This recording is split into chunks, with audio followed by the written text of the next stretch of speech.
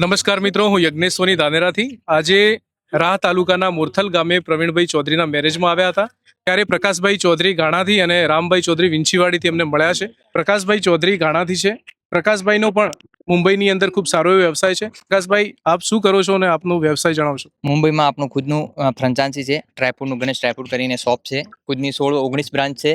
પ્રકાશભાઈ, આ શરૂઆત તમે ક્યાંથી કરી હતી અને કેવી રીતે કરી હતી? 2019 થી કરી હતી. ત્યારે એક જ બ્રાન્ચ હતી. અત્યારે અમારી 19 બ્રાન્ચ છે મુંબઈમાં. અત્યારે તમારી સાથે કોઈની પાર્ટનરશિપ છે કે પછી તમે એકલા જ? પાર્ટનરશિપ છે, મારા જેજુ જ છે. જે દર્શક મિત્રો જોવે છે, જે નાના ધંધાથી લઈને મોટો બિઝનેસ તરફ આગળ વધી રહ્યા છે, એ વ્યક્તિઓને શું સંદેશ આપશો તમે? કોઈ પણ બિઝનેસ કરવું જરૂરી છે, રિસ્ક લેવું જરૂરી છે. મિત્રો, આજે એક નાનકડું તમે રિસ્ક લઈને નાના ધંધાથી લઈને મોટા ધંધા તરફ એક પ્રયત્ન કરશો તો આવનારા સમયની અંદર ખૂબ મોટી સફળતા મળવાની છે. ત્યારે આપણે કોઈ નોકરી ધંધો કરીએ છીએ, નોકરીની અંદર ફિક્સ પગાર હોય છે, પણ એક નાના ધંધાથી આપણે શરૂઆત કરીએ અને એ ધંધો જો આપણો પોતાનો હોય તો આગળ જતા આપણા સપનાઓ પૂરા થઈ શકે છે. અને જો સપનાઓ પૂરા ના થાય તો આપણને ઘણું બધું શીખવા પણ મળે છે.